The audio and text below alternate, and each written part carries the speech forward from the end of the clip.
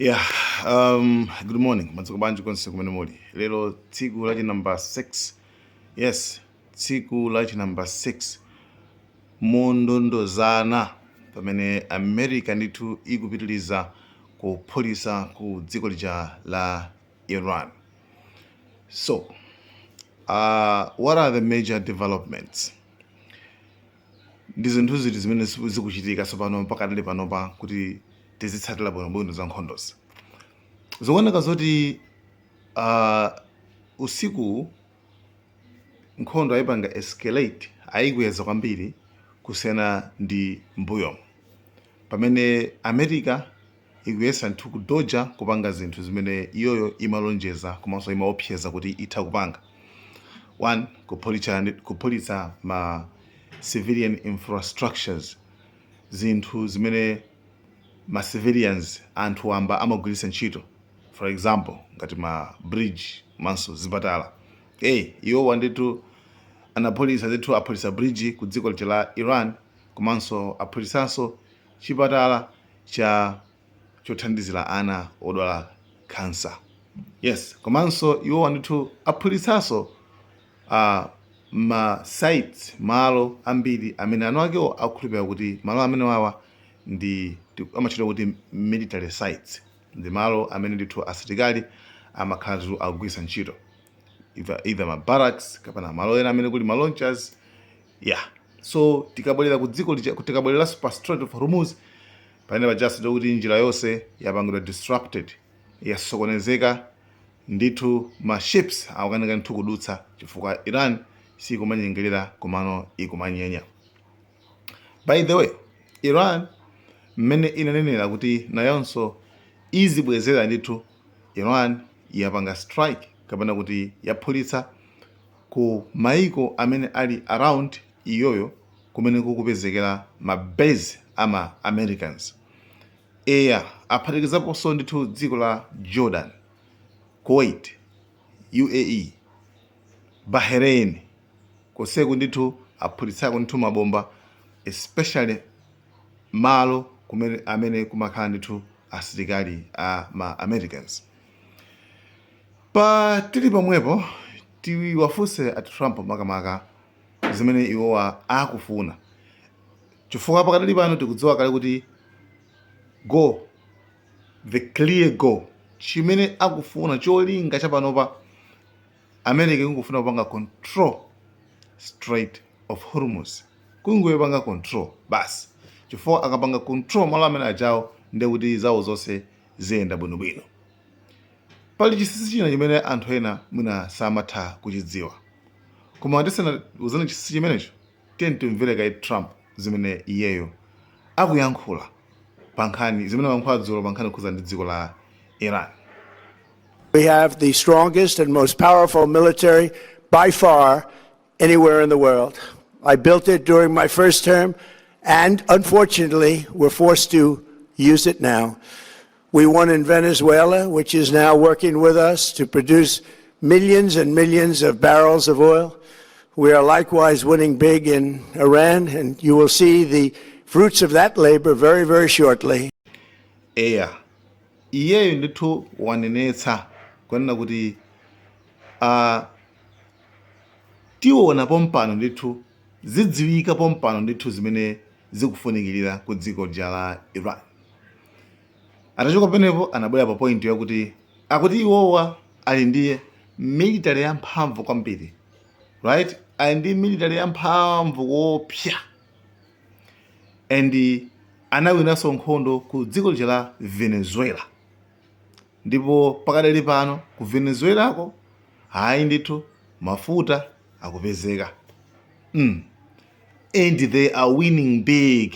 Iwo ndithu akuwina ndithu nako nkhani kukhoza ndi mafuta zikutheka ndithu ku Venezuela. Iwo akupindula kwambiri. Komanso zotsatira zimene zizi ndithu akuti dziko la Iran liwonanso zotsatira ziti, liwonanso zotsatira zimene zizi.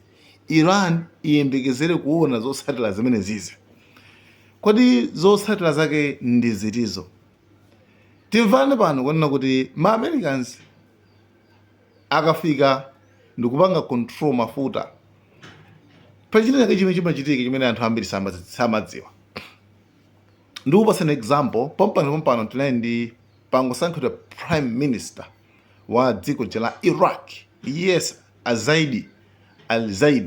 Ameneyu anali ndithu ku America ndi Trump 2 days ago. Amayankhulana kumeneko zina ndi zina. And Trump so yes anakambaso nkhani yokhudza naso ndi mafuta. Kuti iyayi ku Iraq iko ndithu nkhani yake tizitenga mafuta kumeneko ku mafuta ndithu tizikhala tikutenga. Iraq has tremendous potential because of their oil and because of other things, but because of their oil. And we're going to be doing a lot of deals. We're going to create a lot of jobs for both countries, and we're going to be taking out a lot of oil. A lot of oil is coming out, and the American companies are doing it. Mostly American companies now. They don't want to do business with others. They want to do business with America, and that's good. And that's one of the reasons that I felt so strongly that this was going to be a great prime minister, and I fought for that. So, chisisi chachikulu pa nkhani imene ndi chani? Chimene chimachitika chino kuti ndikupasa an example ya dziko la Iraq. Dziko la Iraq likagulitsa mafuta ake. Dziko la Iraq likagulitsa mafuta ake. Chimene chimachitika chonena kuti iwo aja ndalama zimakafikira ku America. You heard me right. Ndalama zawo zimakafikira ku America. Chifukwa chonena kuti anayiuza Iraq kuti ipange maakaunti amachita kuti ndi Iraq, ndaboma la Iraq. Okay? Koma ali ku America. Tembano mendo. Maakauntiyo ndaboma la Iraq. Koma ali ku Washington DC. Information imene imukhoza kufufuza ndi public ndithu mutha kuipeza sobwino musavura sobwino. Right? Pano zinthu zinaphweka kwambiri. Okay. Ne ukafusa mukamafufuza kuti amatenga ndi America amakuza kuti ayisa amatenga ndi America. Ndalama za Iraq mzamafuta zopanga export mafuta simatenga ndi America, amati imatenga ndi Iraq. Okay. Koma maakauntiyo ali kuti ali ku America. Chabwino. So maakaunti ali ku dziko la America, komanso every time nthawi ineyi yonse limene boma la Iraq likufuna litenge ndalama zawo amayenera kufunsidwa mafunso. Ndalama yacha ufa mpanga nayo cha.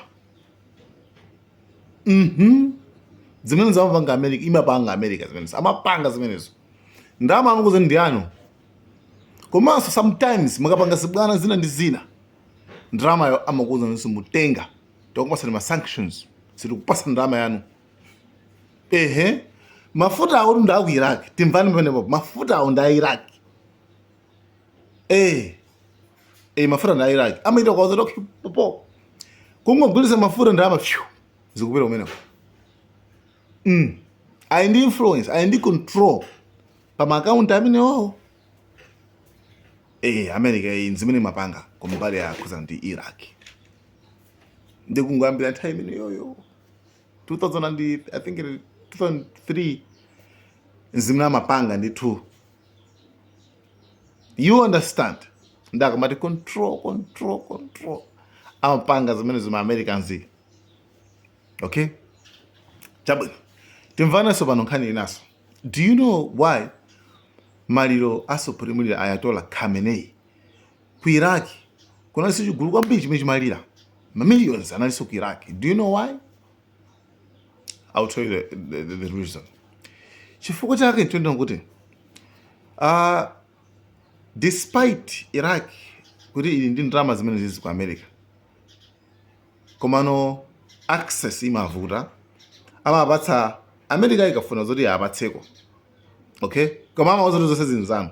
Muri kuti ndalama mmeneko zima dollars. Nawo zali mafuna muzigwisa ma dollars. Ndema account azikhala ndife.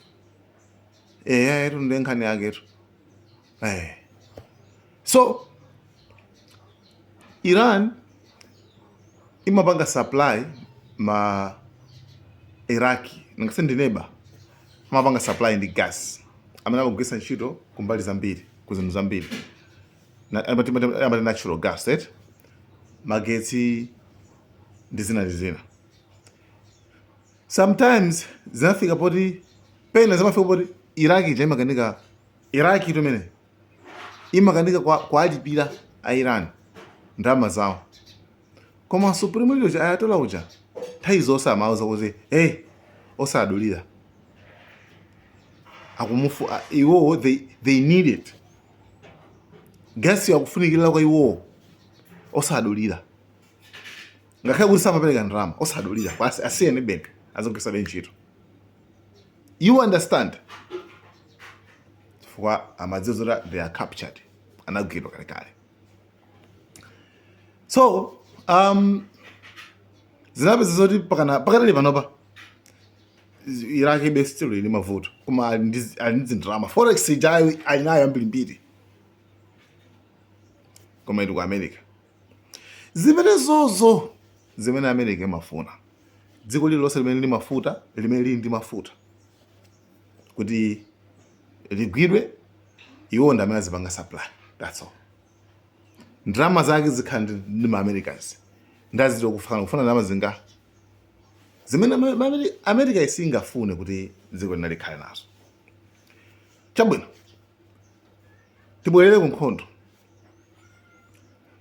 Zikupezeka kuona kuti a Trump akunena kuona kuti akufuna ati Iran ngati ikufuna ati Iran ikufuna kuzokambirana kwambiri. Iran ikufuna negotiations. Iran ikufuna kuzokambirana kwambiri, koma at the same time akuti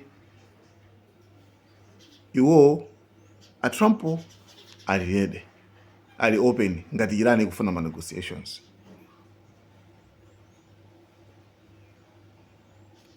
Iran ikufuna zokambirana kwambiri chifukwa usafala kwambiri ndi mavuto ndi mabomba amene akubwera, koma at the same time America aso ili ready. Ndiye I don't know kuti chikulepheresa njani. Ati Iran imafikira watu ufa zokambirana ndi America matafesa tili ready, ndiye achikulepheresa njani kasi ndikudziwa.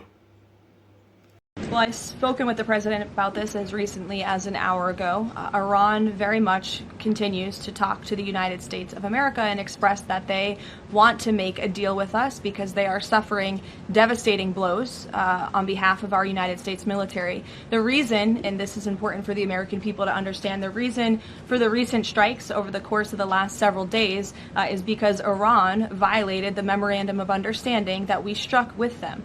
Specifically, in the Memorandum of Understanding that they signed, they were not to fire on commercial vessels moving through the Strait of Hormuz. And unfortunately, they have made the tragic decision for them to do that. And President Trump is not going to sit by and allow these acts of terrorism to take place in the Strait without ensuring Iran pays consequences for that. And that's what we are witnessing right now.